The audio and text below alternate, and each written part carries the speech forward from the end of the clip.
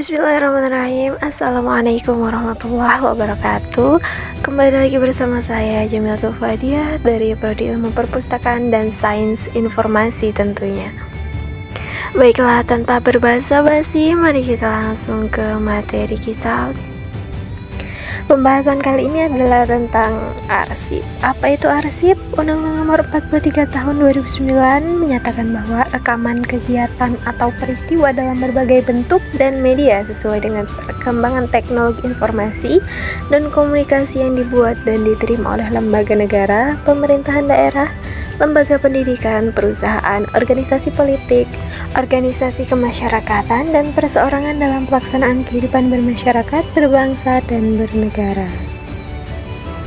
Arsip memiliki dua jenis nih, ada arsip dinamis dan arsip statis.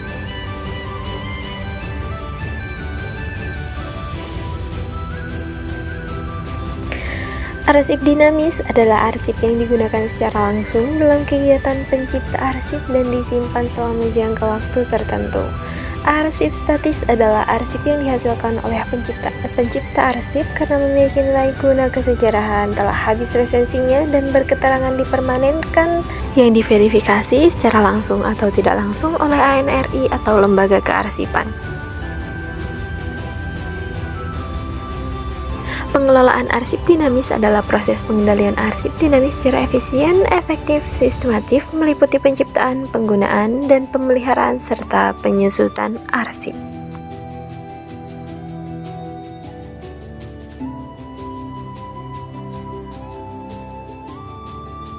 Yang termasuk dalam arsip dinamis itu pertama ada arsip aktif yang merupakan arsip yang frekuensi penggunaannya tinggi atau terus-menerus.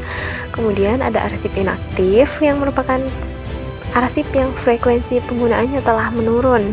Kemudian ada arsip vital yang keberadaannya merupakan persyaratan dasar bagi kelangsungan operasional pencipta arsip, tidak dapat diperbarui dan tidak tergantikan apabila rusak atau hilang. Kemudian ada beberapa hal yang bisa pencipta arsip lakukan agar pengelolaan arsip dinamis menjadi efektif dan efisien.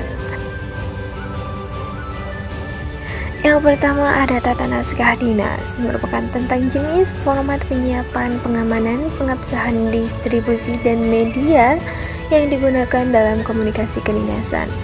Yang kedua, ada klasifikasi arsip, adalah pola pengaturan arsip secara berjenjang dari hasil pelaksanaan fungsi dan tugas instansi menjadi beberapa kategori unit informasi kearsipan.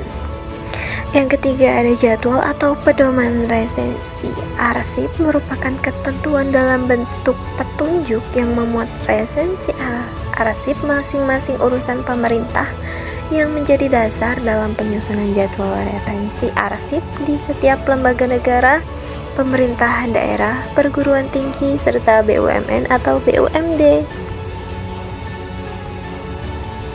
Pengelolaan arsip dinamis pada lembaga negara, pemerintah daerah, perguruan tinggi, serta BUMN atau BUMD dilaksanakan dalam suatu pemaparan sudah. Kali ini kita akan melihat beberapa contoh dari arsip dinamis. Yang pertama ada contoh dari arsip vital pribadi, misal sertifikat tanah atau buku nikah, KTP, seperti itu ya. Kemudian ada arsip vital negara, contohnya seperti barang-barang yang disita dari para pelaku korupsi biasanya. Kemudian ada ijazah sebagai contoh dari arsip dinamis aktif karena akan terus digunakan dan berkelanjutan ya.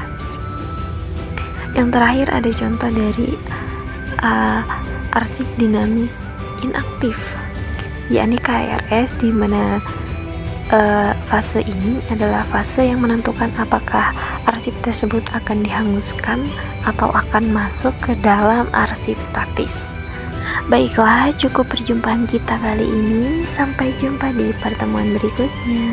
Bye bye. Assalamualaikum warahmatullahi wabarakatuh. Stay safe and healthy.